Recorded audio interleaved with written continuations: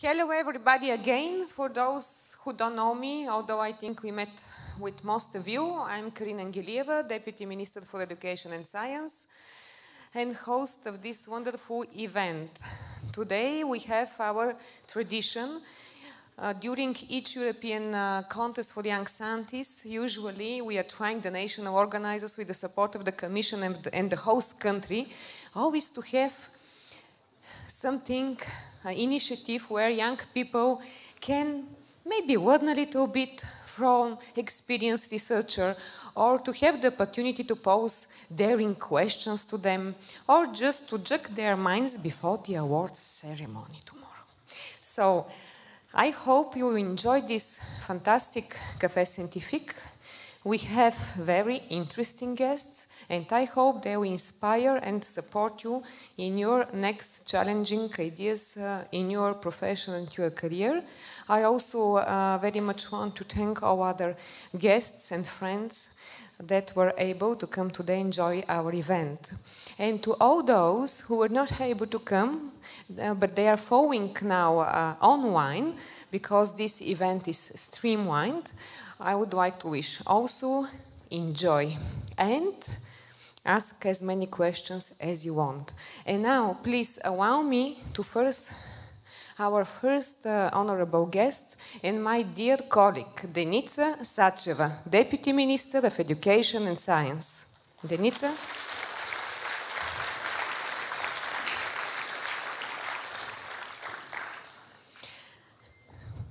Professor Litълууд.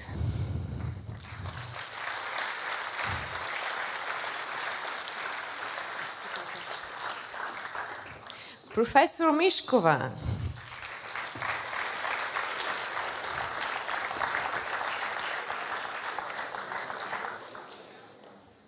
Professor Kabatyanski.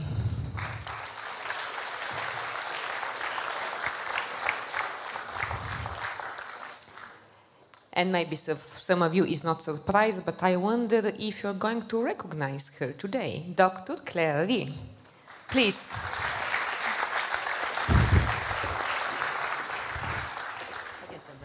Now I leave you in the skillful hands of Denica, and I wish you a great enjoy.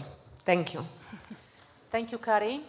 Good evening, ladies and gentlemen. It's a great honor for me to be here today and to try to be a moderator of this session. Actually, I've never been in one and the same room with so many clever people because, as you understood, I'm working in politics, and if I make a mistake, I guess you are going to forgive me. So let me first introduce our dear panelists. So first, if I have to read all the CVs of the panelists, maybe it will take us an hour, so you will allow me to shorten your CVs very to the most important that is relevant for our audience. So Professor Peter Litълууд is a professor of physics at the University of Chicago, who was previously director of Argonne National Laboratory, and before that, a professor of physics at the University of Cambridge and head of the Cavendish Laboratory.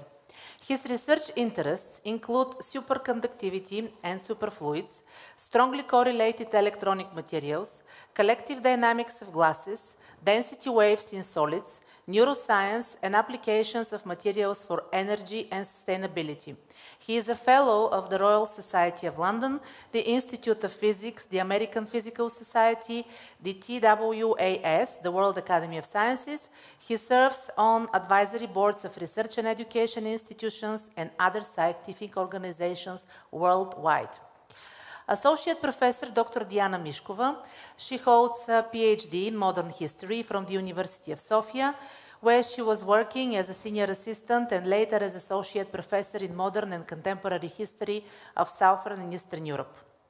She is visiting professor in too many universities all over Europe. I counted more than 10 countries, so maybe you have seen her somewhere in Europe. She's a convener of 12 major international projects, and she participates also in another 18. She is member of editorial boards of numerous scientific magazines, and her areas of specialization are modern and contemporary history of Southeastern Europe, comparative intellectual history, history of modern political ideas, conceptual history, historiography. Dr. Claire Lee is a South African particle physics research associate at the US Department of Energy's Brookhaven National Laboratory. Claire works on the ATLAS experiment, one of the multi-purpose experiments at the Large Hadron Collider at CERN in Geneva, Switzerland. Her current research focuses on precision measurements of standard model electroweak processes with latest data from the LHC and studying the prospects for such measurements in the future with high luminosity LHC and upgraded ATLAS detector. I guess that's, except me, all of you understood what I have just read. Claire was integrally involved in South Africa's joining of the ATLAS collaboration in 2010 and obtained her PhD from the University of Johannesburg. And our last participant on this, as you can see, quite holistic panel, because we have researchers and scientists from various different areas, is Professor Gregori Kabatyanski, who works for Skolkovo Institute of Science and Technology and has previously held positions at the Scientific Research Institute for Automatic Devices, Moscow, in Paris, Texas, and also other universities. In total, he has 40 years of experience as a researcher in the field of coding theory, cryptography, and discrete mathematics. His research interests include error-correcting codes, both constructions of such and bounds for existence, secret sharing schemes, digital fingerprinting, and bounds for packing in different spaces, where he obtained the important Kabatansky-Levenstein bound with Vladimir Levenstein. So I'm very much interested and curious in what is in front of us for this panel. I guess you too. There is a free Wi-Fi in this meeting room, which you can use. And also you can share your questions on Twitter and on the social media of EUCYS. The panel is going to be with the following organization. Each of our guests is going to give his perspective on the value of science for the future of humankind. And then we will going to have approximately 20 minutes Q&A session for all the panelists. It's going to be very important and very interesting to see the various different viewpoints, because science these days is something that is extremely debated, whether it serves or whether it threatens humankind, whether we are now living in a new Babylon or are we living in a new Renaissance. Is everything happening so quickly, as we are threatened all the time by media, that we are lagging behind, that there are new and new technologies every day? Is this true, having in mind that it's 22 years since Deep Blue beat it Garry Kasparov on chess, and since then still people are playing chess? Is really everything happening so quickly, as we are all the time being threatened? So these are a number of different and provocative questions, and having said that, let me give the floor first to our first panelist, Professor Peter Litълууд. Well, thank you very much. Thank you first for inviting me here. I mean, I want to say, I'm sure on behalf of everybody here, what fun it has been to wander around the hall and look at the work that's been going on and all of the stuff that you have done out there. I mean, it was well said on the first day that the future is actually in your heads. So don't listen too much to what I have to say, because I'm an old guy. But I did want to say something about 2050. And I wanted to say something about energy and sustainability. It's a topic on all of our minds. By 2050, we have to be at least carbon neutral, if not actually carbon negative. We really have no choice in that. That's already a bit late, as many of you will know. I'll say a few things on the positive side about on the way to doing that. It's interesting now that we have, in terms of generation of power, it's now cheaper to make electricity from solar and from wind than it is from coal, from natural gas, from nuclear, and almost anything else. That's a shift which has happened very rapidly over the past decade. And already we've installed probably close now to 2 terawatts of capacity at a cost of a little over $2 trillion, but we're now running at a price point of $1 per watt.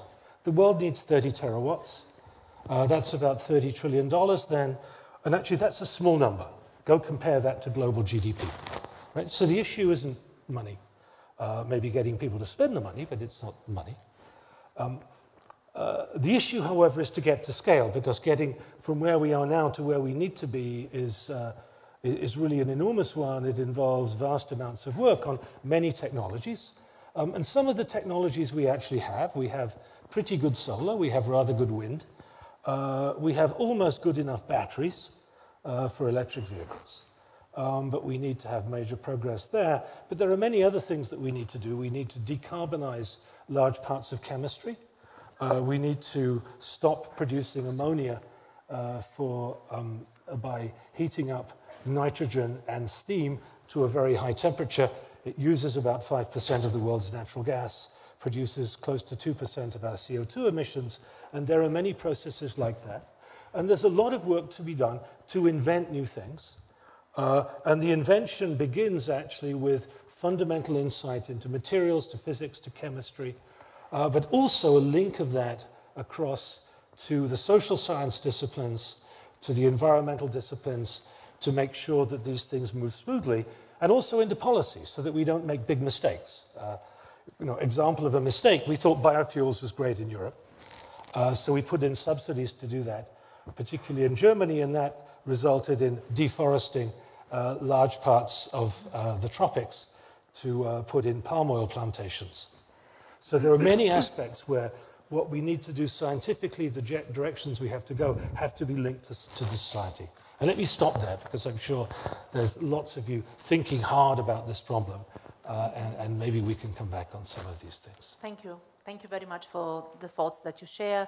Associate Professor Mishkova, please give your vision. Thank you also for this invitation. As you can see, I'm the black sheep in this company, representing the whole of humanities, usually conceived as the very opposite of science in terms of intellectual structures, departmental structures, but also in terms of epistemological conflicts, as it were.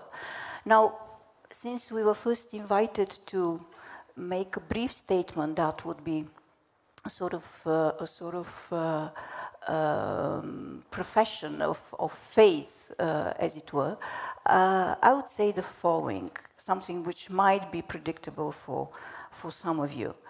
Namely that I would like to look at the future of science from the point of view of the issues of ethics, values, moral responsibility. And I think this is absolutely vital, and I think that historically we have sufficient examples of what horrors befall us when science becomes detached from ethics and from values and from the moral compass that arts and humanities are providing us with. Think of the experiments with human beings in the Nazi concentration camps or the dropping of the atomic bomb.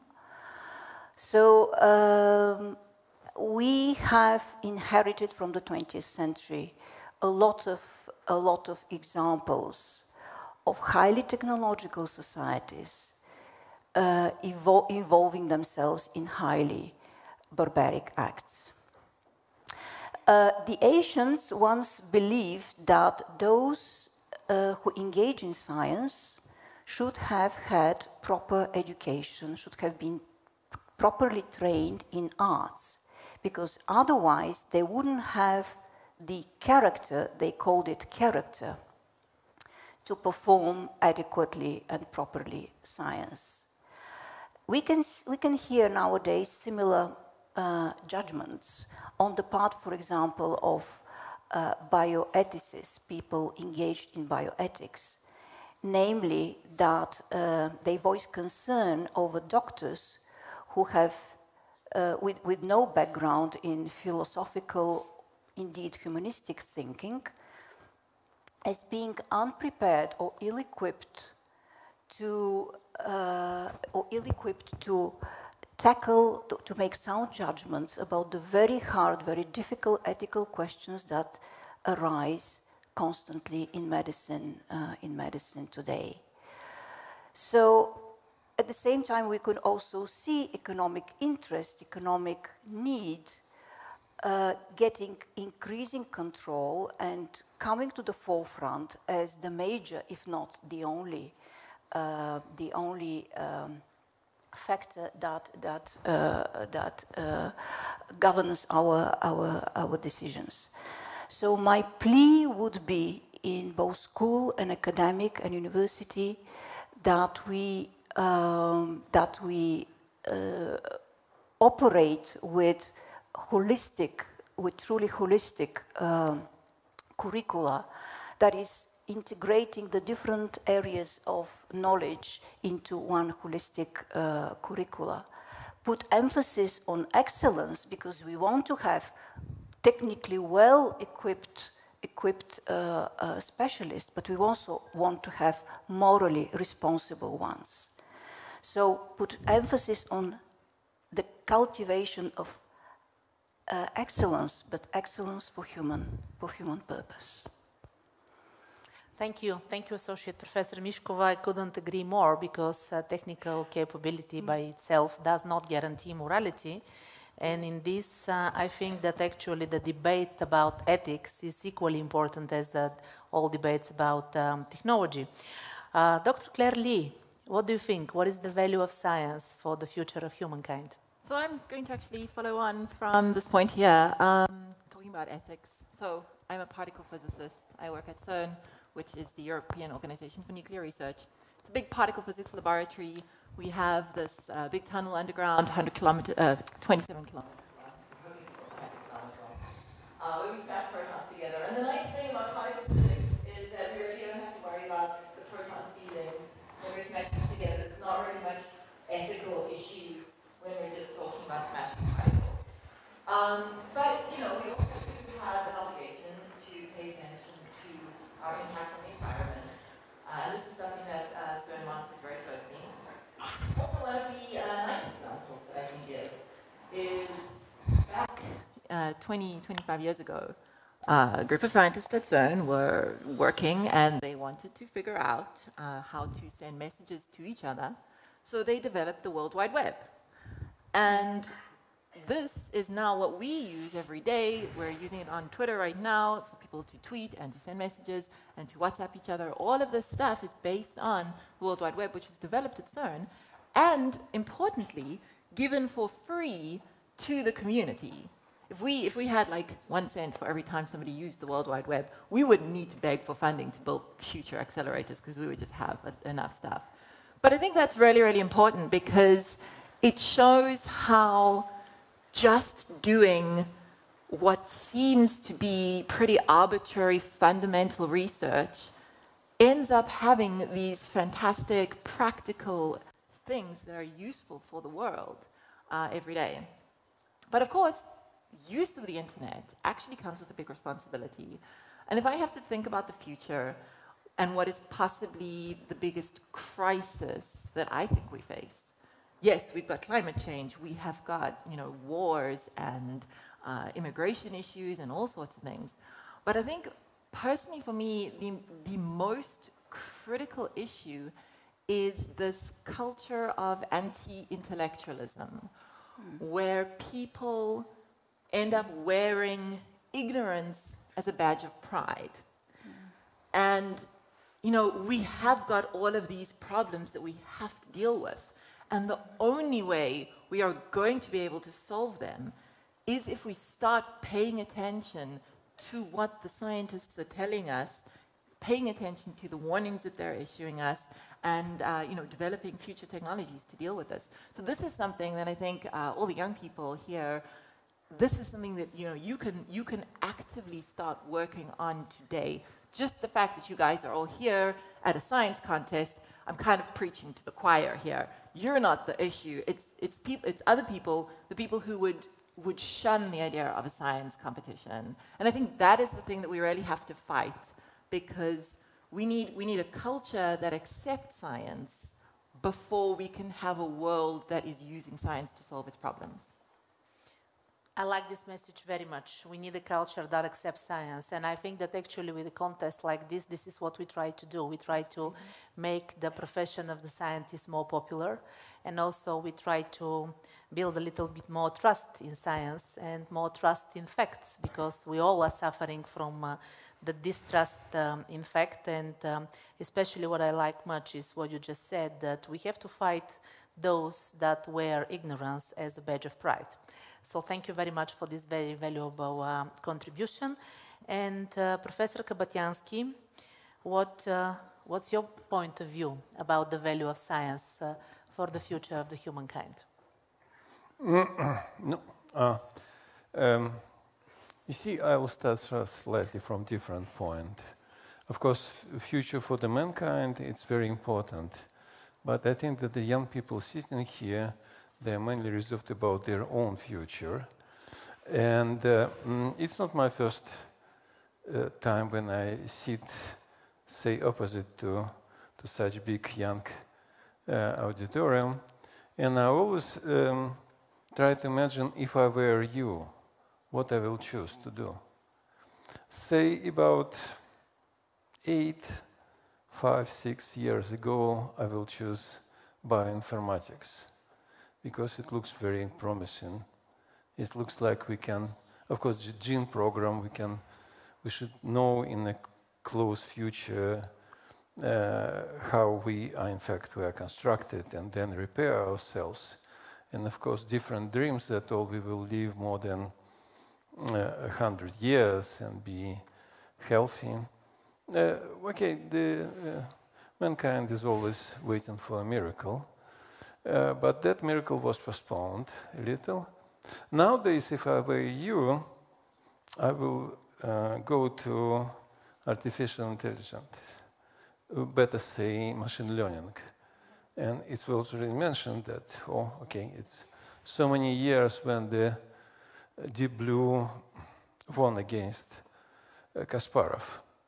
A couple of years ago, maybe it's already 3, I was in Korea, exactly at the time when the corresponding match also has happened. Now, that time was in Go. It's much more complicated game, but machine say so. Again, won against one of the best players. So it looks like, finally we will find solution which makes us happy from the point of view that the robots will do everything for us. No, they don't. I don't think that they will, first of all, they will do science. It's one thing. Second thing, I also don't think that they will do some easy job, like plumbers. Or we can do some devices which will be unbroken. That's the other way around. But thinking about it, I suddenly came to the mind that when I was in your age, and if somebody tell me, okay, let's go to machine learning, I will not go to that direction, because I have a very strong intention to do math.